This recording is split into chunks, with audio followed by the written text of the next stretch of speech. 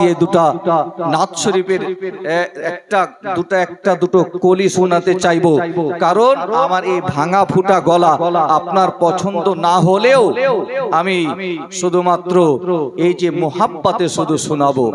এই যে নবীর মাহফিলটা সাজিয়েছে এই জন্যই বলবো। এটা এই মাহফিলটা কিসের মাহফিল বলতে পারবেন? মিলাদুন নবী।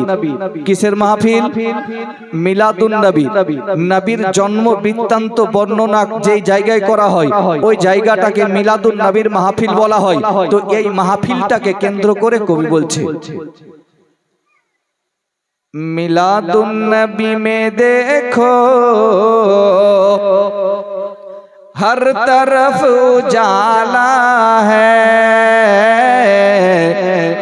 अरे চারিদিকে আলোকিত আছে কিনা, যেটাকে উজালা বলছে, তাই কবি বলছে মিলাদুন নবী মে দেখো हर तरफ उजाला है।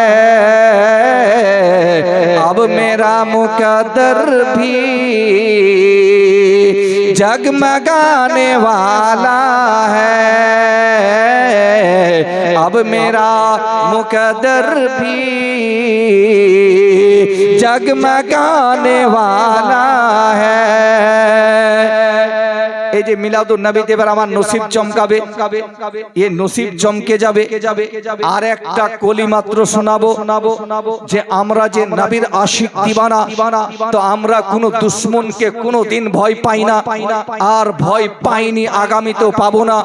কারণ পীরের পীর বড় পীর আব্দুল কাদের জিলানীর যে ওনার যে অদৃশ্য মালা আমাদের গলাতে রয়েছে, তাই কবি এই কথাটা বলেই শেষ করব। বক্তাকে আপনাদের সম্মুখে নিয়ে আসবো, সময় যাচ্ছে, এটা আমার মাথায় যথেষ্ট আছে। তো কবি কি বলছে এখানে? বলে হাম জের হো নেহি সকতে बातिलों की ताकत से। अरे हम जेर हो नहीं सकते बातिलों की ताकत से। क्योंकि मेरे गर्दन में कादरी का माला है। मिलादुन नबी में देखो हर तरफ उजाला है। अब मेरा मुकद्दर भी जगमगाने वाला है।